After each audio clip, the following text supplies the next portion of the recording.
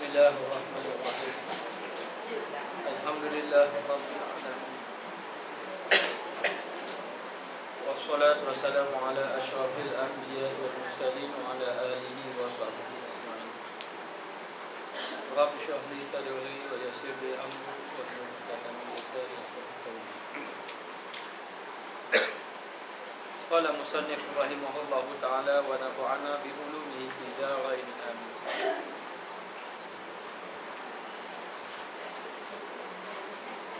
Maka ketahui olehmu bahawasanya pada yang demikian itu bersalah-salahan ulama.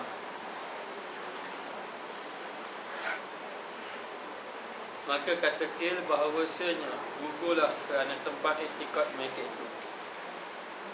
Kata kil bahawasanya tiada gugur akan amal dengan iktikad mereka itu dengan jumlah daripada Farqun, yakni pihak Islamnya, hingga dituntutkan tiap-tiap amal dengan ujubnya, yakni perbuatan yang ada iktikad oleh mereka itu kudrat, yang bahawa memberi bekas dengan sendirinya, tiada dengan kudrat Tuhan, maka jatuh ia ujub mereka itu sebab tiada ingat akan mihnah seperti ahli sunnah, tiada menegakkan ujub pada tiap-tiap amal hingga yang dituntut akan dia dengan menyebutkan mihnah, maka menegakkan ujub.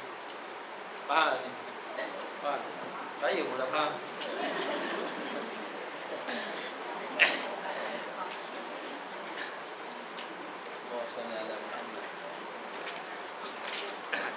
Dia begini, kita ada bicara mengenai pegangan ahli sunnah wal jamaah. Jadi ahli sunnah wal jamaah ni secara ringkasnya dia duduk di antara Qadariyah dengan Mu'tazilah, ataupun Qadariyah dan Qadariyah Mu'tazilah, di antaranya Jabariyah, di tengah-tengah. Jadi kita ambil senang, kita ambil antara Qadariyah dengan Jabariyah, di tengahnya adalah ahli sunnah wal jamaah. Qadariyah ini adalah orang yang berpegang kepada kudrat, melihat kepada zahir. Seperti mana orang melakukan pekerjaan, ia berniaga sebagai contoh, lalu Allah Ta'ala beri kejayaan dia. Serupa juga dengan pelajar-pelajar terbaik yang belajar, dia nak berjaya, dia buat jadual belajar. Dia buat jadual belajar, kemudian dia ikut jadual belajar, lepas tu dia menghafal sungguh-sungguh, kemudian berjaya dia. Ketika mana dia menjadi pelajar terbaik ataupun dia menjadi peniaga yang berjaya, lalu orang bertanya pada dia, apakah yang menyebabkan kamu ini berjaya? Lalu dia hanya menyanggah usaha dia saja. Dia kata dengan sebab saya ini masa belajar, saya buat jadual belajar, dan saya hafal, saya menghabiskan masa betul-betul dengan belajar, dan saya ini maknanya ikut apa yang saya atur tadi. Jadi dia lupa bahawa kejayaan dia itu bukan kerana itu. Mengikut pegangan ahli sunnah bukan kerana itu, kerana Allah Ta'ala sudah takdirkan. Dan usaha itu sebagai jalan saja. Sebab kena sedar, saya masa belajar dahulu ada seorang, dia ini tidak macam orang lain. Ketika mana kita waktu petang bersukan, saya dulu petang-petang suka main bola. Bersukan, dia tak bersukan. Boleh dikatakan dia duduk dekat meja, dia ada buku je. Bersungguh, dia belajar bersungguh, tapi Tuhan beri tak berjaya. Ada begitu, memang ada. Dia belajar sampai masa ambil biasa tak berjaya. Kalau meletakkan usaha semata-mata yang memberi kejayaan, itu Qadariyah. Sama ada orang berniaga ke, orang belajar ke dan sebagainya. Ini banyak berlaku. Jadi kita kadang-kadang begitulah. Dengan sebab usaha kita nampak, maka orang ini tidak lagi duduk dalam pegangan ahli sunnah wal jamaah. Ahli sunnah wal jamaah, dia tidak begitu. Qadariyah, dia berpegang kepada kudrat ataupun berpegang kepada zahir sahaja. Adapun Jabariyah adalah orang yang menyerah kepada Allah Ta'ala semata-mata tanpa usaha. Tanpa usaha. Ini bahaya sebab dia akan menyalahkan Allah. Kenapa hidup kamu susah? Sebab Allah Ta'ala takdir saya susah. Ya betul Allah Ta'ala takdir dia susah, tetapi dia tidak usaha keluar daripada susah tadi. Ayatnya macam innallaha la yughayyiru ma biqaumin hatta yughayyiru ma bi anfusihim. Allah Ta'ala tak ubah nasib sesuatu kaum kecuali kaum itu akan ubah sendiri. Lalu dia menyalahkan Allah. Sebab Allah Ta'ala takdirkan saya susah.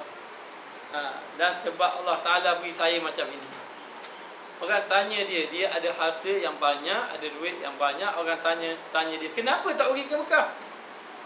Dia kata tak sampai seru. Maknanya sampai masa Allah Ta'ala suruh saya pergi lah. Banyak orang yang kata macam ni. Sampai masa bila Allah Ta'ala tetapkan saya pergi, saya akan pergi. Sampai masa bila Allah Ta'ala tentukan saya akan tolak tanpa dia berusaha. Ini Jabariyah. Maka kedua-dua ini bukan ahli sunnah wal jamaah. Bagaimana pandangan ulama mengenai perbuatan orang ini? Ini yang kata bersalah-salahan ulama. Ada kata ulama mana pandangan ulama mengenai amalan orang yang berpegang dengan Mu'tazilah ataupun Qadariyah dan juga Jabariyah tadi. Maka ketahui olehmu bahawasanya yang demikian itu bersalah-salahan ulama. Apa makna bersalah-salahan ulama? Ulama badah kan. Bersalah-salahan ulama ini berselisih pandangan ataupun berbeza pendapat. Maka kata pendapat, setengah pendapat bahawasanya gugurkan akan kerana tempat i'tiqad mereka itu. Satu pendapat kata amalan dia itu terbatal, gugur. Kerana pegangan Qadariyah. Kalau begitulah pendapat yang pertama, maka banyaklah amalan gugur kerana hari ini orang banyak pegang dengan Qadariyah. Kalau kamu tidak ada CJ, kamu nak makan apa? Itu satu amalan Qadariyah. Sebab melihat kerana itu sahaja, maknanya yang menyebabkan orang tadi tidak boleh melihat zahir saja. Sedangkan dia lupa bahawa yang memberi rezeki itu Allah. Banyak pegangan ni, tak percaya? Cuba khabar kau orang. Anak saya hantar pondok. Siang ke dia. Nak makan lah. Saya sudah kata dah, budak-budak pondok ni gemuk-gemuk. Guru ya guru. Makan apa? Tapi ini pegangan. Pegangan hari ini pegangan Qadariyah. Saya pergi Kedah ni sebenarnya ada jumpa seorang dipanggil Syekh Tayyib Maki. Syekh Tayyib Maki ini umurnya muda je, 102 tahun. Masya Allah, terkejut saya. Umur dia 102 tahun itu masih lagi berdakwah. Pergi buat kuliah di UUM, balik 102 tahun. Kata 22 tahun lah. Dia punya berjalan bongkok begitu lah. Sudah bongkok lah. Jalan. Tidurnya 1 jam sahaja. Kalau dia tidur bawah, saya tidur atas. Tengok atas ada bawah. Dia punya tasbih 1,000 baru habis. Jangan tasbih dia. Dia ambil mana tasbih tu? 1,000. Kita 100 kan? Dia 1,000. Zikir saja. Tak pakai habis. Apa yang dia marah dalam perbualan dia, dia kata orang hari ini, dia kata dengan arti kata kita faham, dia tak sebut Qadariyah, tapi kita faham orang hari ini orang Qadariyah berlaku. Duduk dalam Qadariyah berlaku. Nampak benda-benda yang macam ni, orang hari ini sedar tidak sedar, maknanya seolah-olah dia tak ada Tuhan tu. Lidah dia kata ada Tuhan. Ada bila ditimpa musibah tak ada Tuhan, bila ada kejayaan tak ada Tuhan. Mari mikir-mikir betul ikut dia kata. Maka setengah pendapat mengatakan orang yang berpahaman Qadariyah ini sudah tidak ada lagi pahala.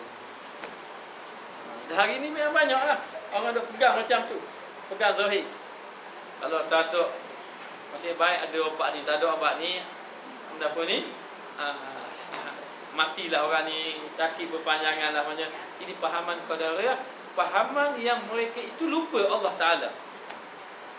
Sebab tu kita ni ada tiga. Satu orang yang jenis qadariyah betul, ada yang kedua orang yang Mu'tazilah. Golongan pertama kadang-kadang qadariyah jabariyah. Golongan kedua memang betul-betul ahli sunnah. Golongan ketiga kadang-kadang satu ketika dia jadi ahli sunnah, satu ketika dia jadi qadariyah, satu ketika dia jadi jabariyah. Ini golongan yang paling banyak. Yang kita ni sampai satu ketika kita lihat bila sudah meninggal dunia, kita kata memang daripada Allah Ta'ala belaka. Itu meninggal dunia. Yang kalaulah dalam keadaan kritikal sangat, tiba-tiba sihat, kerana doktor pula. Dia jadi macam itu. Ini benda yang boleh merosakkan akidah. Lalu katanya gugurlah bahawasanya gugurkan itu gugur pahala, tak ada apa-apa, kerana tempat i'tikad mereka itu, kerana pegangan mereka itu begitu.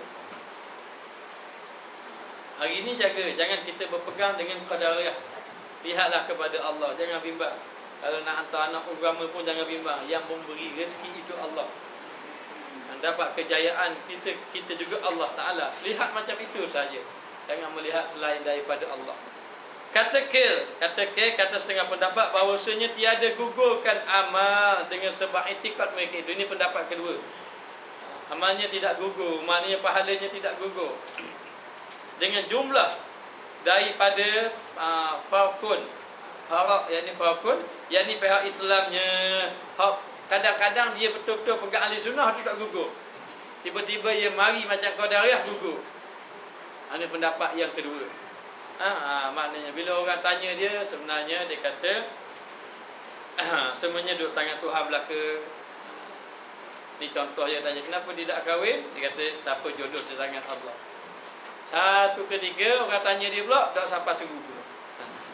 Masa ketika dia kata jodoh di tangan Allah, itu dia jadi ahli sunnah. Masa ketika tak sampai seru tu, itu jadi jabariyah. Maka ketika menjadi jabariyah itu tak dapat pahala, ketika menjadi ahli sunnah dapat pahala. Ini pendapat kedua. Sebab kita ni bukan jabariyah sama, bukan qadariyah sama. Kadang-kadang jadi ahli sunnah, pegang sungguh ni daripada Allah. Kadang-kadang kita nampak makhluk saja. Makhluk saja. Bila kita nampak, kalau kena korang, kita akan nampak siapalah semuanya daripada Allah. Bila kena orang, bila kena korang, bila kena ke dia sendiri lupa dah. Dia sendiri lupa. Kadang-kadang benda tu dia pernah nasihat orang begitu. Masa dia lupa tu, dia nampak makhluk itu, masa itu dia sudah tak jadi ahli sunnah wal jamaah. Maka kata ulama, ketika mana dia duduk dalam Islam lagi, ahli sunnah wal jamaah dapat pahala. Ketika mana pahaman dia begitu, sudah terbatal sudah amal ni. Ini pendapat yang kedua. Hingga dituntut akan tiap-tiap amal dengan ujubnya, sehinggalah datang perbuatan itu dengan ujub dia. Orang qadariyah ini dipanggil orang yang ada sifat ujub. Maknanya macam saya beritahu tadi, pelajar terbaik, bila dia pelajar terbaik, lepas tu bila ditanya dia pun beritahu lah.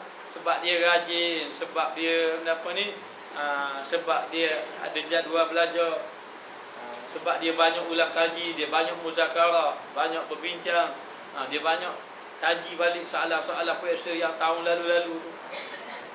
Mana dalam jadi pelajar terbaik pun jadi qadariyah juga. Masa tu hak pelajar terbaik. Jadi qadariyah dia nampak macam tu saja.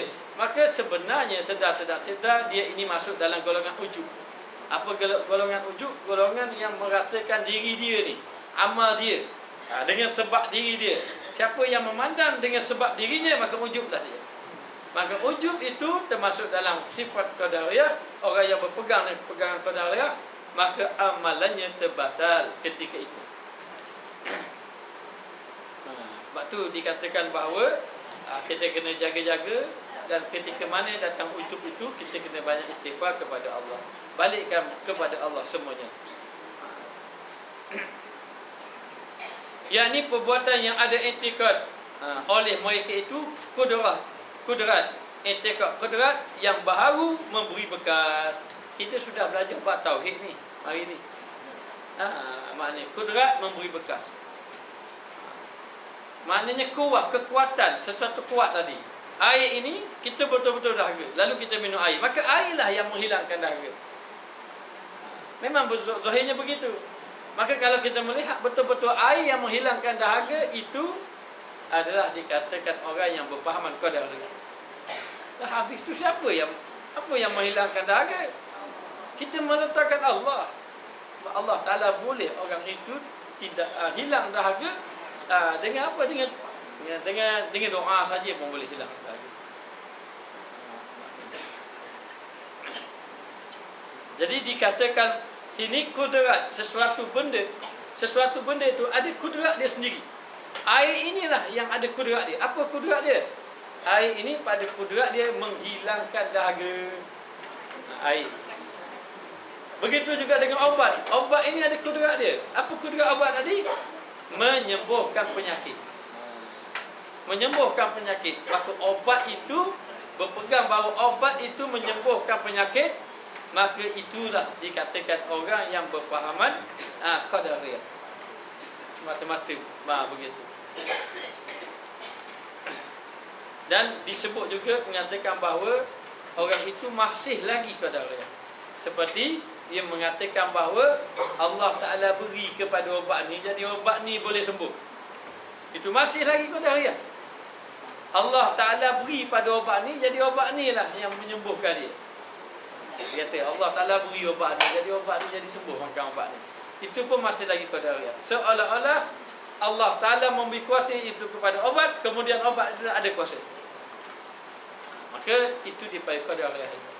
Dah macam mana? Hakikatnya kita kena pegang obat itu tidak ada langsung kuasa. Tak ada langsung kuasa. Dan yang kita makan tu, makan itu atas jalan usaha saja. Allah Ta'ala boleh beri sembuh tanpa makan obat, boleh. Maknanya tanpa makan obat Allah Ta'ala boleh beri sembuh. Tetapi Allah Ta'ala nak ajar kita supaya usaha.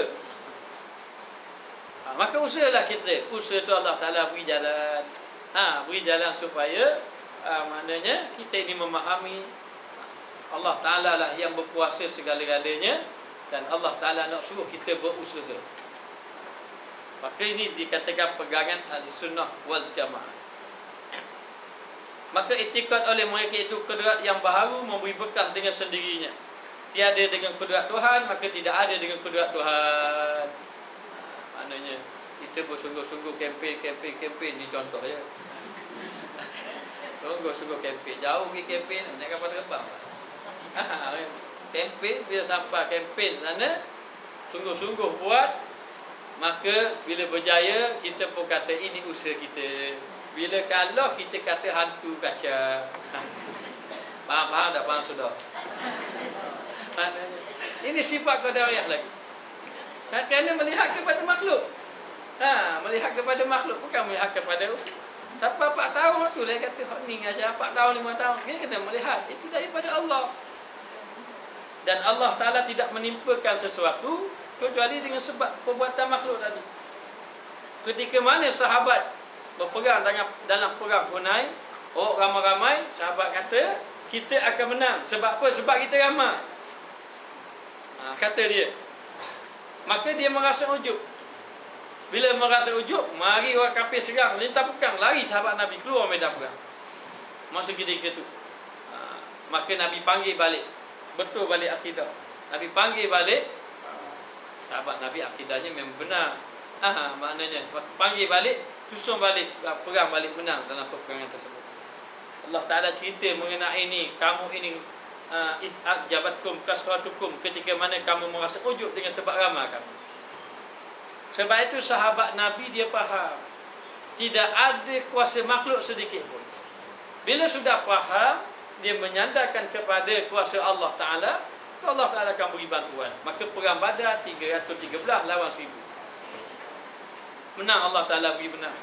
Maknanya ikut akal, kalau lah 300 lawan lagi dengan 300 lawan dengan 1000, dengan tentera berkuda kurang, tentera senjata kurang, tapi Allah Ta'ala beri menang. Sebab apa? Sebab tauhid para sahabat telah melihat semua makhluk tak beri bekas. Yang memberi bekas Allah. Jadi kita pun faham, sesuatu ni tak beri bekas. Maka air ini tak memberi bekas, tidak menghilangkan dahaga kecuali Allah Ta'ala menghilangkan dahaga. Maka fahamlah kita. Jadi kalau balik cuba test sekali minum racun. Racun ini kan tidak memberi bekas. Dan dikisahkan bahawa sahabat Nabi yang bernama Khalid Al-Walid, satu ketika dahulu pernah minum racun. Ketika orang tanya dia, maknanya apa yang kamu bawa? Maka Khalid ceritalah. Dia bawa agama Islam, cerita tentang Islam ini, menceritakan tentang Allah Ta'ala sifat macam ni. Maka orang tu kata, kalau benarlah Tuhan kamu boleh memberi mudarat dan juga memberi manfaat, maka aku cabar kamu supaya minum racun. Minum racun. Kalau betul lah tu, kami akan beriman. Jadi nak Khalid Al-Walid sanggup, tapi kamu kena berjanji bahawa kamu mesti beriman. Dan aku boleh tunjuk, buktikan bahawa Tuhan akulah yang berkuasa. Ini semua tidak ada mudarat, tidak ada manfaat. Maka Khalid Al-Walid sahut terima cabaran tadi, nak minum racun. Sahabat Nabi yang lain larang, tapi Khalid Al-Walid yakin dengan Allah. Akhirnya dia minum sungguh racun. Bila minum racun, maka racun berubah menjadi tonik. Menjadi apa ni? Jadi air yang memberi kuat kepada dia.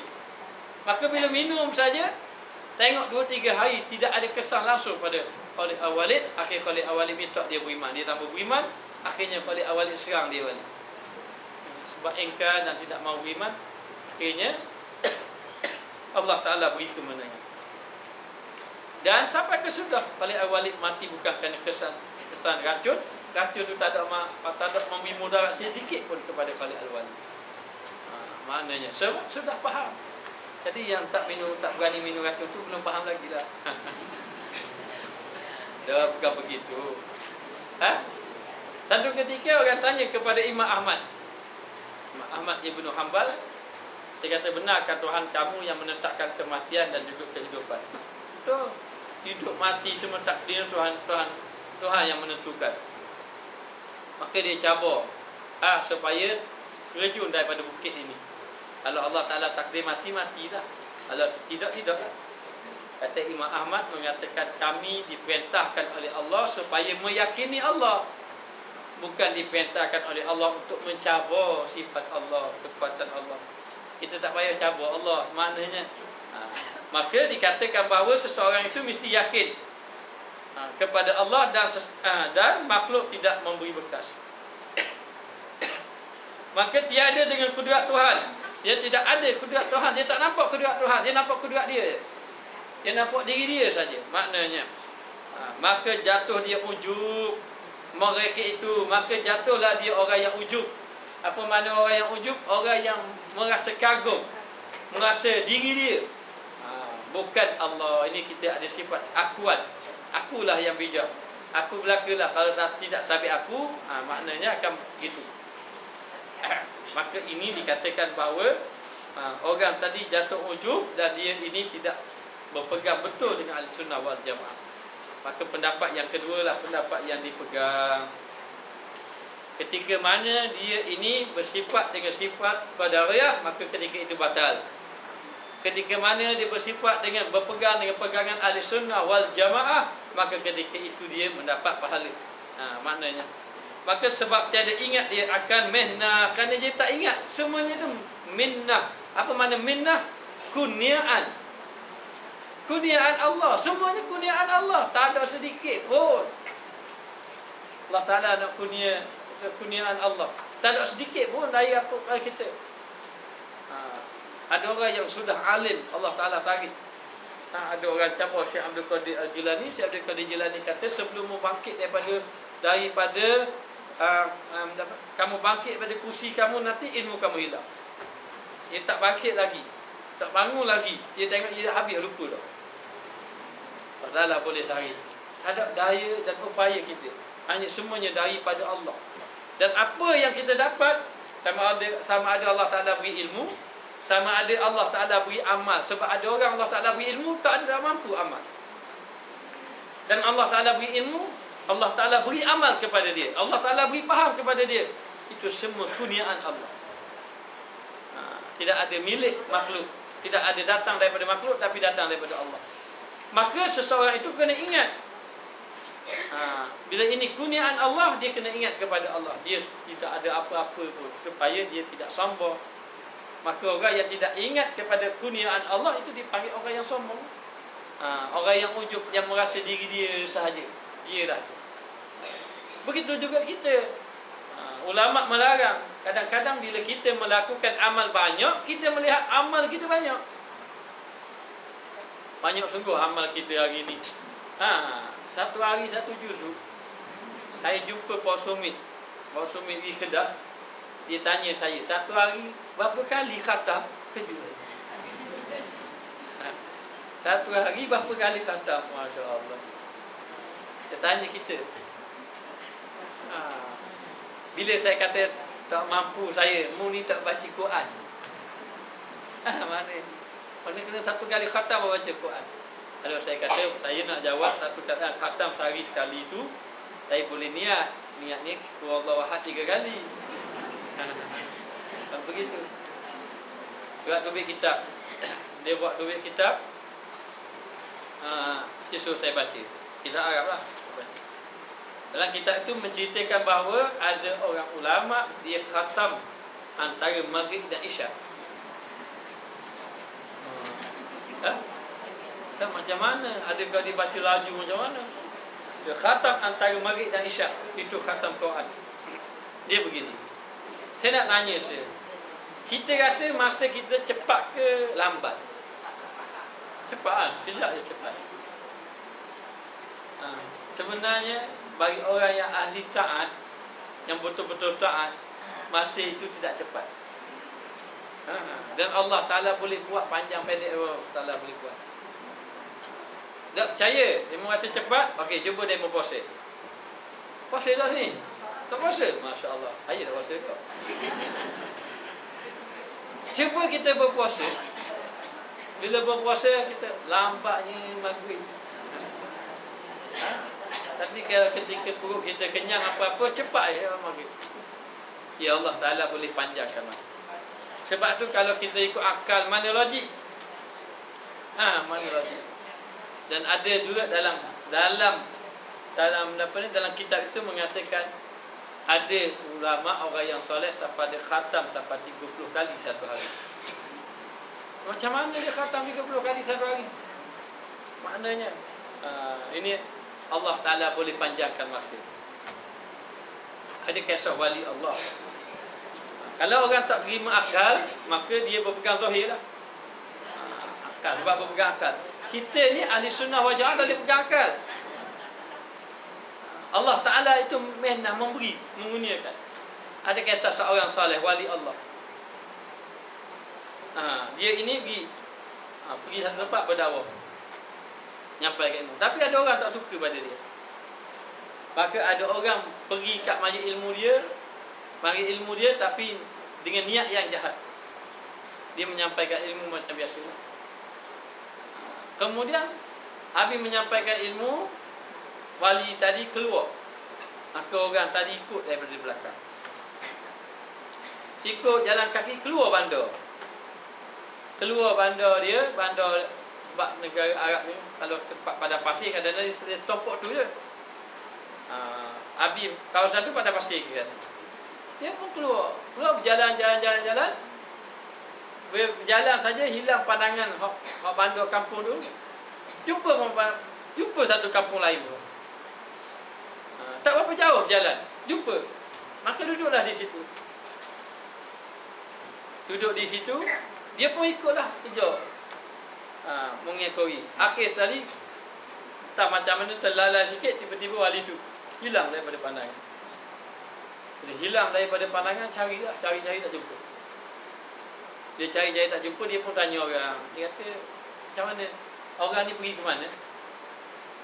Dia kata, orang ni tak tahu hilang ke mana. Dan macam mana kamu boleh sampai ke sini? Saya ikut dia, saya datang dia, saya ikut dia daripada jauh. Kamu duduk di kampung mana? Dia pun duduk di kampung sekian-sekian. Dia kata, kampung yang kamu ini duduk ni perjalanannya lebih kurang dalam 200-300 batu. Dia rasa terkejut. Saya rasa sekejap saja. Tak jauh, dia kata. Ni kampung ni jauh dengan kampung yang kamu semua. Maka dalam keadaan itu dia pun susah hati nak balik kampung macam mana. Nak balik kampung macam mana. Akhir sekali dia berdoa, minta maaf, bertaubat pada Allah. Allah Ta'ala temukan wali tadi. Wali tadi jumpa dia, wali tadi terus kata, kamu ada niat tak molek tentang diri aku. Maknanya tak molek tentang diri aku. Akhirnya wali itu kata, mari ikut aku. Jalan beberapa langkah jalan sampai kampung dia. Dia panggil ilmu lipat bumi. Ini wali Allah. Boleh ke begitu? Kalau ikut kan nak macam mana? Tetapi Allah Ta'ala lah yang memberi kurniaan mihnah. Kita kalau dapat apa-apa, kita kena melihat itu daripada Allah.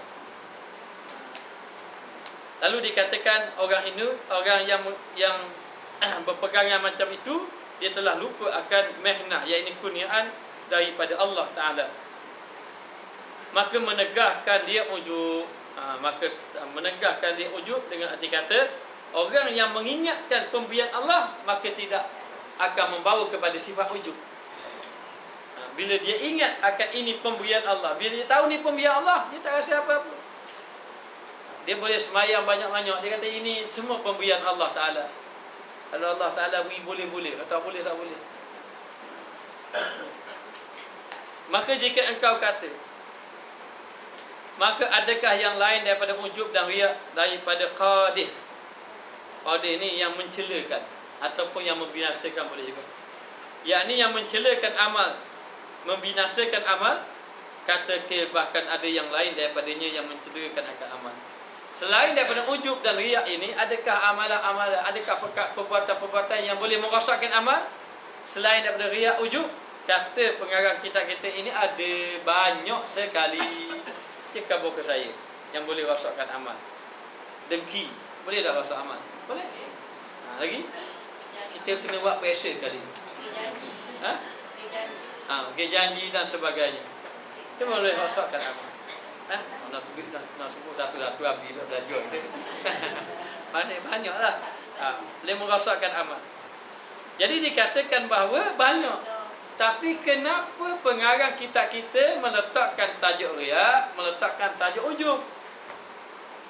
Banyak tajuk-tajuk lain. Kalau nak talk ni memang banyak tajuk-tajuk lain. Maka tetapi kami tentukan dengan keduanya. Kata pengarang kitab ni, kami khususkan dua tadi apa dia? Riak dan ujub tadi pada sebutan, sebutan maknanya pada perbahasan. Kerana bahawasanya keduanya itu asal, mana-mana balik ke waktu juga. Kadang-kadang yang mari ujub, yang mari penyakit-penyakit yang lain tu kadang-kadang asal dia daripada dua. Penyakit yang awal sekali, penyakit apa ni? Penyakit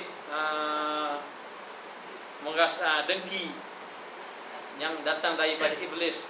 Dengki itu kerana apa? Kerana dia ada sifat ujub. Apa dia ujub? Dia kata, khalaqtani min nar wa khalaqtahu min tin. Aku ini dijadikan daripada api, dia jadi daripada tanah.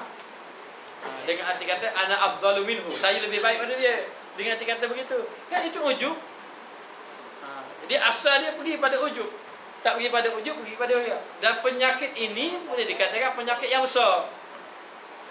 Penyakit yang besar yang biasa terkena kepada ahli-ahli ibadat. Kadang-kadang kita sudah elok zahirnya. Zahirnya sudah elok, zahirnya sudah molek. Sudah molek dah zahir dia. Sembahyang dari segi rukun, dari segi syarat, dari segi memang molek dah. Tetapi kadang-kadang kita tidak sedar dalam sembahyang kita ada ujub, ada takabur, ada riak dan sebagainya.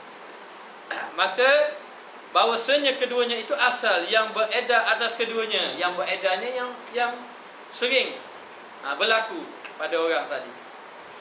Pada kebanyakan pada bab ini, maknanya banyak berlaku. Yang berlaku pada kita ini bila kita membahaskan tentang ibadat, maka banyaklah yang berlaku ujub, takabur dan sebagainya. Penyakit ujub ini dia penyakit yang ada pada orang-orang yang Allah Ta'ala beri kelebihan. Seperti orang alim. Orang alim penyakit dia ujub. Di samping penyakit hasad. Hasad penyakit orang alim juga. Di samping ujub. Kalau ahli ibadat, penyakitnya riak. Sebab bila gaji buat amal ibadat, mungkin nak tunjuk orang. Maka inilah yang membinasakan amal. Nak menunjukkan kepada kita bukan senang nak selamat. Kadang-kadang kita belajar, nak dapat ilmu, nak molek-molek amal ibadat. Buat molek amal ibadat, dia mari ujub pula. Amal ibadat kita molek, nak banyak-banyak kau, nak cari fadilat, dia mari riak pula. Maka itulah yang dikatakan bahawa yang banyaknya berlaku. Dan sebenarnya telah berkata setengah daripada masyayikh, syekh-syekh maknanya, bahawasanya sebenarnya bagi hamba itu bahawa memeliharakan akan amal. Katanya masyayikh Tok guru besar ni, masyayikh ni. Maka 10 perkara yang perlu kita jaga untuk memelihara amal ini. 10 perkara perlu jaga. Daripada 10 perkara nifak. Nifak ini munafik. Dan ke nombor 1 dah tu. 10 perkara nifak. Nifak ini berpura-pura. Berpura-pura. Nifak ini berpura-pura, dan berpura-pura ini penyakit orang munafik. Ataupun munafik ini, kalau orang yang berpura-pura itu, dia ini dikira orang munafik. Tetapi munafik itu bukan munafik kepada munafik akidah. Munafik ini ada dua. Satu, munafik akidah. Munafik akidah ini dia memang kufur, dia memang tidak mau beriman, dia memang kafir betul-betul. Seperti orang kafir. Dia tahu tak yang dikatakan fahaman Wahabi. Tadi cakap ahli sunnah, cakap Wahabi pula. Fahaman Wahabi yang hari ni kadang-kadang kita pun terkena juga. Seperti menolak tasawuf, menolak tarekat, dan membida'ahkan bida'ah amalan. Talqin bida'ah, tahlil bida'ah, ini bida'ah. Nabi tak buat gitu, Nabi tak ada. Itu amalan, itu daripada penyakit dia bagi Wahabi. Kaji dengar tak begitu? Jadi apa yang kita buat ni salah belaka. Dan penyakit ini kok saya memang pernah kena penyakit macam ni. Maknanya kita akan suka membida'ahkan orang. Baca hadis-hadis, ilmu tak banyak pun duk kata berasa hadis. Patut bida'ah. Ini penyakit daripada dipanggil pahaman Wahabi. Kalau layak kepada pahaman Wahabi ni, tak habis kita. Dan orang kata ni tak boleh, nak matang dalil pula. Sana orang ni amalan ni tak boleh, datang lagi dalil pula. Jadi layak benda duduk ni. Maka kita pegang, nak buat-buat, tambah buat suka. Pegangan kita begini. Maknanya dia dikatakan bahawa masa peperangan salib dahulu, peperangan salib, peperangan di antara orang kafir dengan orang Islam. Ketika mana orang Islam itu menggunakan kalimah jihad atas nama agama, maka orang kafir menggunakan kalimah salib. Maka berperanglah, mana menang akhirnya? Menang tentera Islam. Masa itu siapa? Salahuddin Al-Ayyubi. Tentera Islam menang. Bila tentera Islam menang, akhir kali dia buat mesyuarat, dia bincang. Dia telah mendapati bahawa kekuatan Islam duduk kepada ulama-ulama tasawuf, ahli sufi. Dia telah buat. Dan mereka ini, ahli-ahli sufi adalah mereka yang kuat amal. Orang yang tawaduk, kuat menangis, orang yang semayang malam dan sebagainya. Akhir sekali dia kata macam mana nak hancurkan umat Islam. Maka dia buat kajian. Buat kajian, dia kata kita kena hancurkan umat Islam dengan orang Islam sendiri. Lepas sekarang orang Islam padam. Maknanya kan kafir dia buat, kena orang Islam sendiri. Maka dia buat termasuk demokrasi daripada Yahudi belakang. Maknanya dia pun buat Dia buat macam mana nak hancurkan orang Islam. Maka dia hantar orang-orang Yahudi yang bijak pandai belajar Islam. Maka dia tukar nama. Dia tukar nama, maka namalah nama orang Islam. Itu memang kafir. Belajarlah. Maka dia masuk dalam Universiti Azhar. Dia masuk, dia belajar. maka orang tahu, orang kata dia ini memang orang Islam, dia mengaku dia Islam, dia belajar sungguh-sungguh, siapa jadi ulama? Dia jadi ulama sungguh. Jadi ulama. Maka setelah dia menjadi ulama, dia inilah mengubah apa-apa yang ada dalam yang sebenar. Sampai hari ni berlaku, ni tak betul, ni bid'ah, ni fahaman macam ni dia keluar. Hinggalah hari ni. Asal dia daripada Yahudi. Yahudi tu dia hantar. Sahabat saya tu, Tengku Muslim daripada Aceh, dia cerita. Di antara seorang alim ulama yang dikatakan seorang yang alim, pergi ke Aceh, menyampaikan ilmu, berdakwah, menjadi imam. Dia jadi imam sembahyang. Kemudian lepas dia jadi imam, dia mengajar ramai anak murid dia. Akhir sekali dia mengakui bahawa dia ini orang Yahudi. Akhir sekali dia mengaku. Orang dah sesat ramai dah. Yang dikatakan bahawa ketika masuk, siapa tahu dia? Dalam hati siapa tahu? Tak ada orang tahu. Yang menyelamatkan dia pengarang kitab-kitab Jawi lama. Ini kitab Jawi lama ni. Pengarang kitab-kitab Jawi lama, di antara Syekh Daud Patani katanya. Dia melihat dalam kasyaf, orang ini yang dikatakan ulama itu adalah orang Yahudi. Maka dengan arahan daripada ini, ulama-ulama tasawuf ataupun yang ada ilmu mukasyafah yang Allah Ta'ala beri kasyaf, mereka inilah yang menyelamatkan. Sehingga kan orang Yahudi itu lari. Akhirnya lari, dia mengaku dia Yahudi, dia telah menyesatkan. Namun pun dia lari, pahaman itu tak boleh nak lari dah. Orang dah masuk dalam fikiran masing-masing sampai hari ini. Maknanya tu, akhirnya kita duduk dalam tu lah. Dalam tu. Sebab tu nak cari kena cari juga wali-wali Allah, ataupun kita ambil bacaan.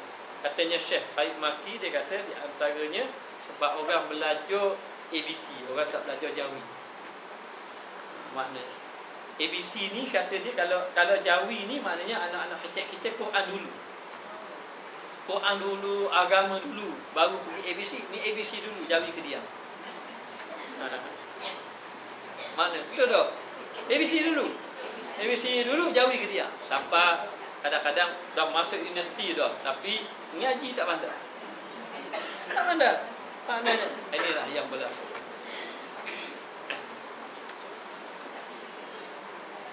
Jauh kita lagi ni. Tak apalah. Maka 10 perkara nifak, berpura-pura. Berpura-pura. Maknanya kita tunjuk baik, tapi di sebaliknya. Dan yang kedua, manna. Apa makna manna? Wala tubtilu shadaqatikum bil manna wal azza. Jangan kamu batalkan sedekah-sedekah kamu dengan manna. Manna yakni bangkit pemberian. Ungkit-ungkit. Kalau tak sabit kerana aku, mu susah. Itu bermakna ungkit, dan ini juga qadariyah. Betul tak? Duk ungkit-ungkit bangkit, dia bukan qadariyah. Kalau tidak kerana aku, maka susahlah kamu. Maknanya. Dan yang ketiga, yakni riya, dengan arti kata buat amal ibadat kerana nak tunjuk ke orang. Yakni mana ra'a, lihat, nak memperlihatkan amal ibadatnya pada orang.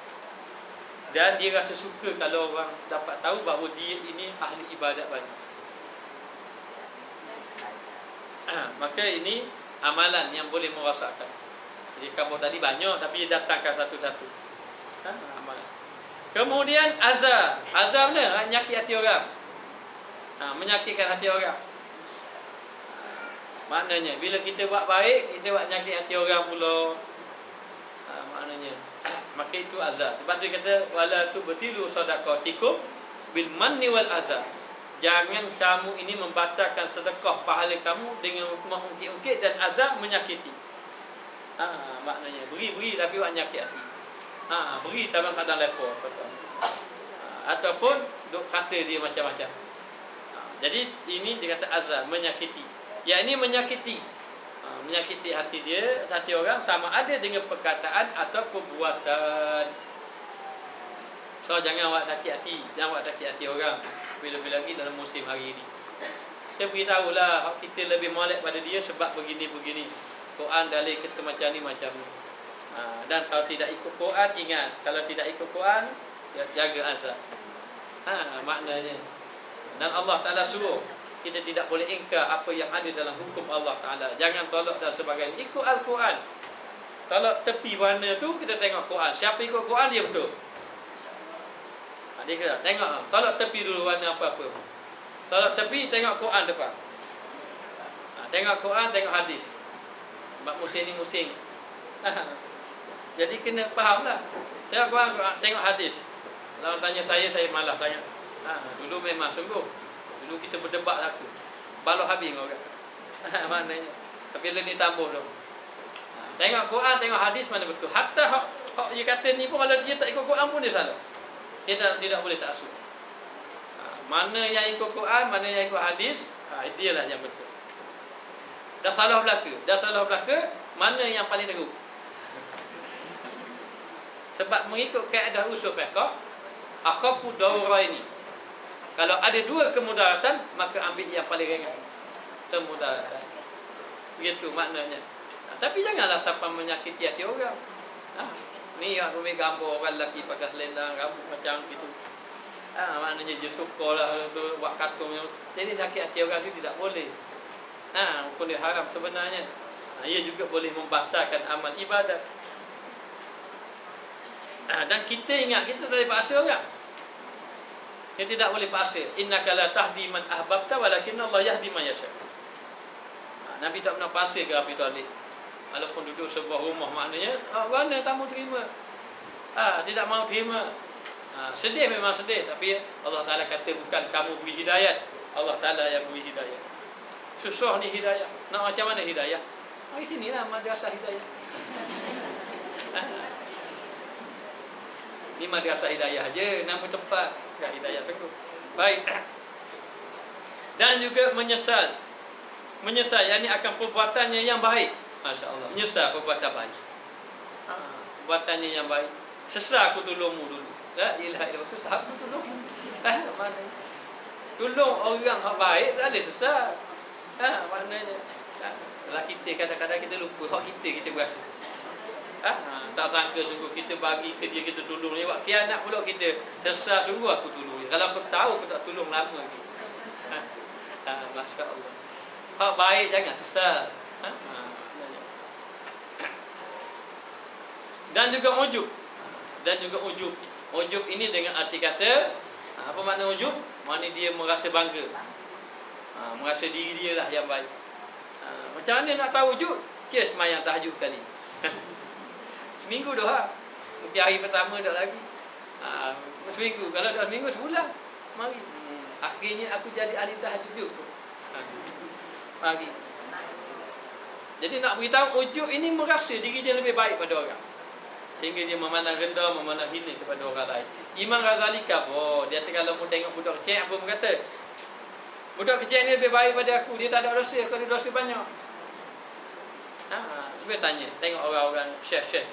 Kadang-kadang dia tengok budak kecil, dia cium tangan.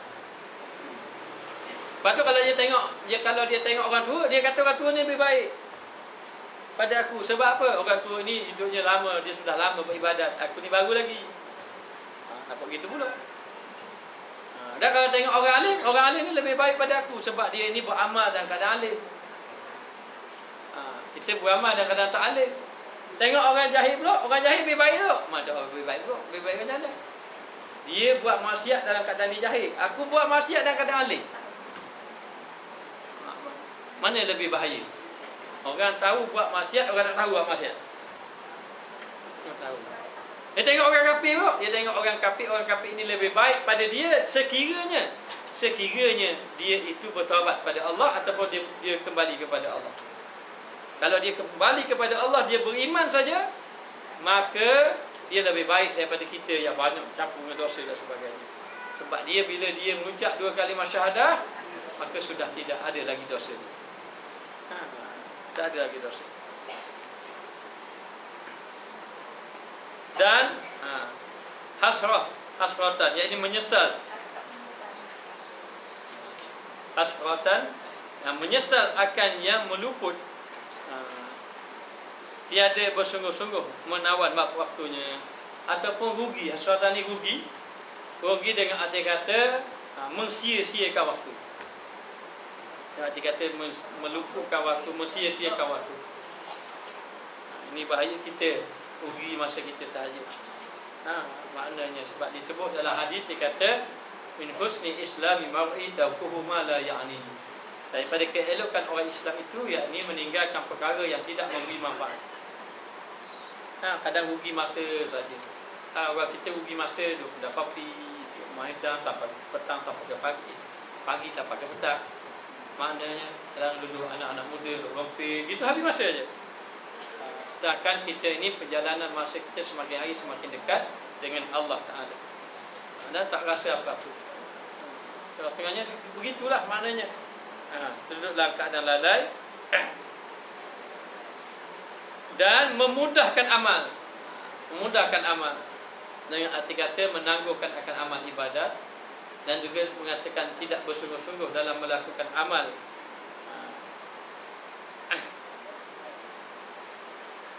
Dan takhlid, yakni tiada tunggalkan billah.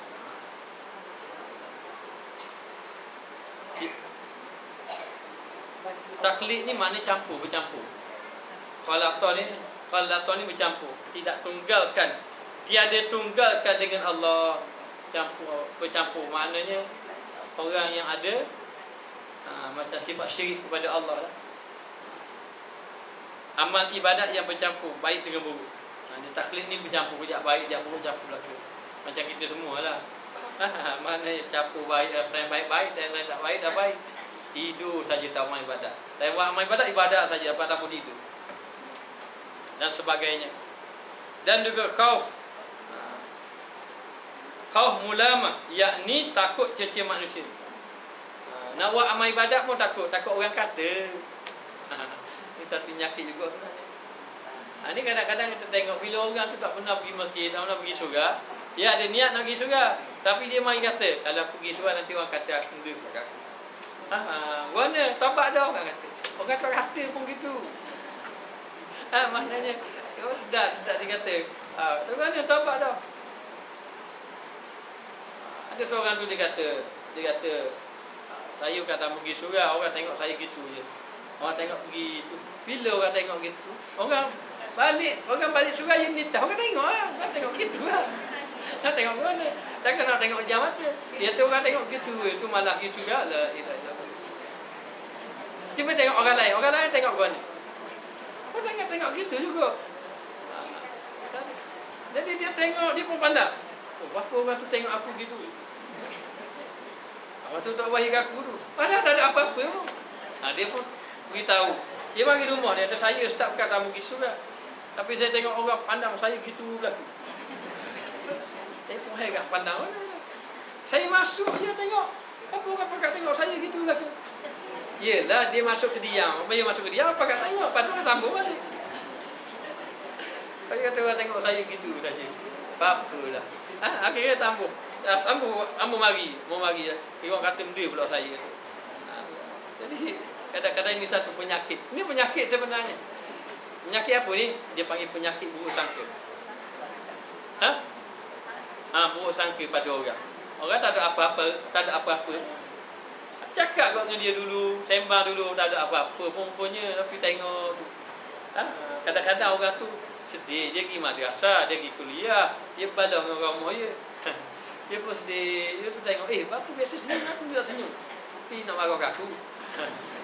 Kawan tu ada masalah. Dah tak senyum dah. Marah aku ni. Maknanya. Jadi, tak boleh, kita jangan cepat memandang buruk kepada orang. Dan juga, dikata di sini, termasuk juga di sini, takut celaan orang yang mencela. Sedangkan dalam Al-Quran, wala takhafu laumata laim, tidak takut mereka kepada orang yang mencela. Ingat, kita ni kalau nak orang baik, kita tak terlepas daripada celaan orang. Celaan orang ni usah kira. Kalau kira celaan orang, tak boleh buat kerja. Kita buat gini tak jadi, buat gini tak jadi, kita buat belum ni, orang ni marah, kita buat belum ni. Macam mana nak beri orang marah? Cakap apa? Kita sokong belah ni orang ni marah. Kita sokong belah ni orang ni marah. Kita tak ngundi orang marah. Nah, ada sini. Betul tak? Kalau kita malah ngundi, marah orang tak ngundi. Kita pergi ngundi belah ni orang ni marah. Memang tak. Kita nak buat apa-apa ni hak kebaikan, memang orang akan cela kita. Wala takhafu laumata laim. Lalu Allah Taala sebut, jangan kamu takut celaan orang yang mencela. Tidakkah Nabi itu dicela oleh orang, sedangkan Nabi orang yang sangat-sangat baik, terpuji. Tak ada dah akhlak yang paling mulia Nabi. Patutnya Nabi tak layak dah nak cela, dicela tak layak. Tapi Allah Taala datang ke orang, tengok Nabi sendiri pun kena cela, nak khabar. Kalau Nabi kena cela, patutlah maknanya. Begitu. Maka macam mana nak buat kebaikan? Nak buat kebaikan, jangan takut celaan orang yang mencela. Maka takut celaan orang yang mencela itu, dia kira sudah tidak baik juga.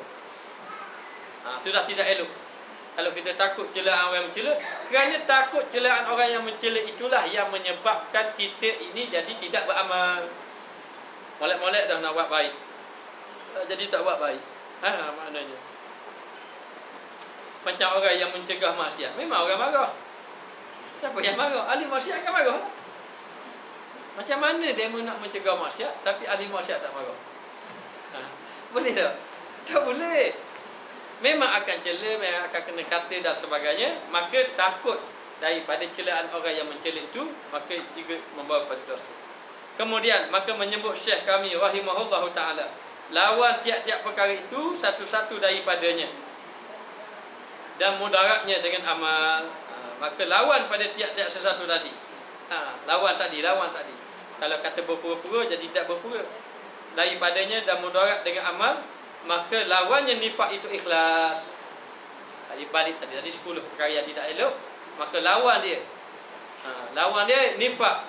Nifak ini berpura-pura, maka lawan pada dah ikhlas. Sebab tu kita duduk dalam nifak lagi tak sedap. Bukan jadi orang munafik. Orang munafik kan, saya kata munafik ada dua. Satu munafik akidah, satu munafik amal. Kita hari ini duduk dalam munafik amal. Amal je berpura-pura, tapi akidah kita pegang Allah. Maka munafik amal ini membatalkan, merosakkan amal, ataupun merosakkan gandaan pahala saja. Ada pun munafik akidah, itu tertolak terus amal. Itu sudah kufur betul kepada Allah. Munafik akidah yang disebut innal munafiqina fi dawki asfali minan nar. Sesungguhnya munafik ini, orang-orang munafik duduk di bawah-bawah neraka. Jadi munafik amal ini dari segi amal saja, seperti kita berpura-pura tidak ikhlas dalam melakukan amal. Tidak ikhlas dalam melakukan amal. Bukan senang nak ikhlas ini. Macam kita buat kebaikan, inginkan balasan yang baik pada orang. Itu tidak elok. Tidak elok sebenarnya, tapi mari dalam hati macam-macam. Maka dikatakan bahawa nifak itu, lawan nifak itu ialah ikhlas pada amal, yakni amal dalam keadaan ikhlas semata-mata kerana Allah. Khalid al-Walid dipecat. Dipecat menjadi khalifah, menjadi panglima perang. Apa salah Khalid? Tak ada salah benda. Sayyidina Umar pecat dia.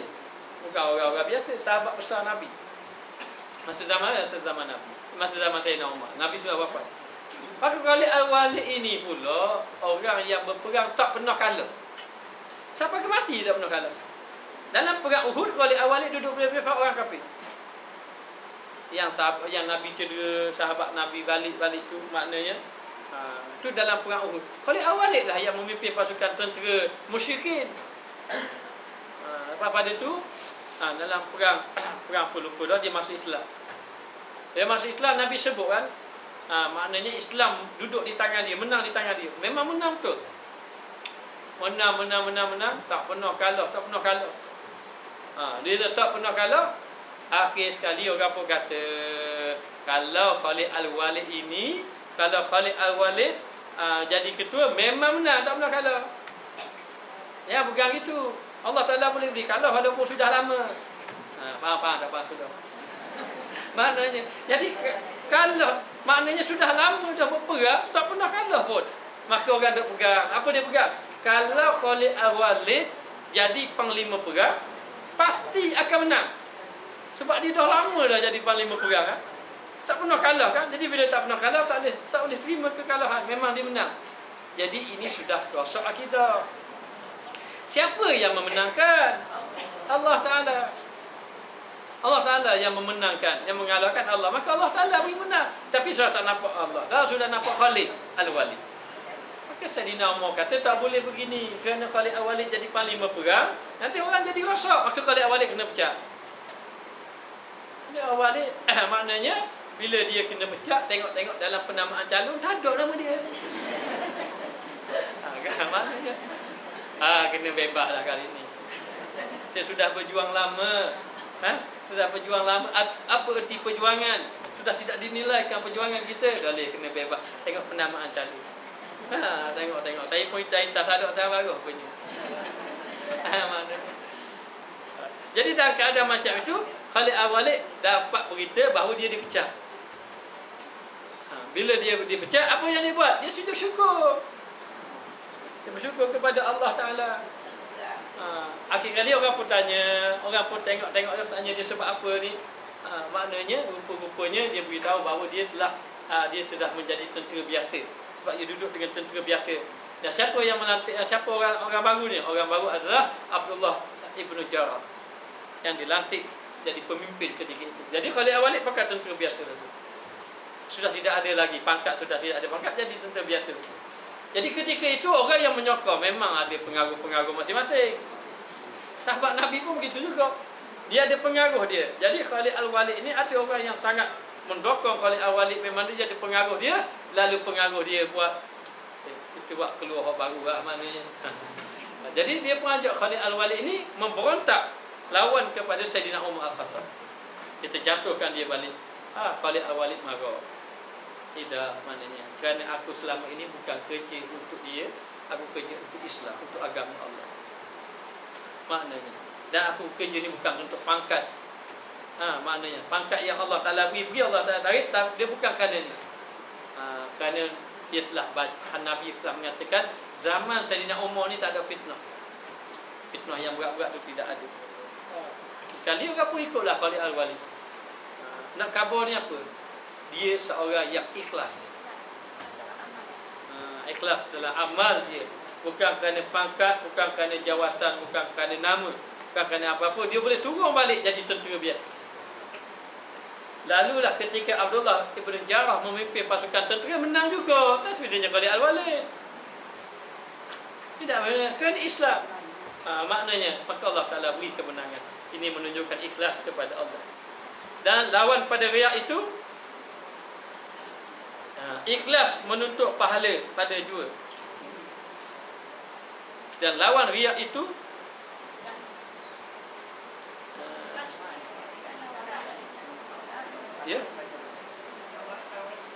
nifak itu lawan, maka lawan nifak itu ikhlas bagi amal. Dan lawan riak itu ikhlas menuntut pahala pada Allah Ta'ala jua. Dan lawan taklid itu tunggalkan ibadat bagi Allah. Dan lawan minnah itu menyerahkan amal bagi Allah Ta'ala.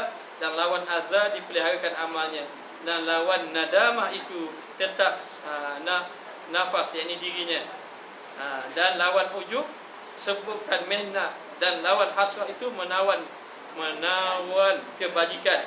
Dan lawan tahawun membesarkan taufik. Dan lawan khauf mulamah takut akan Allah Ta'ala. Oh, dah apa faham? Wallahu a'lam.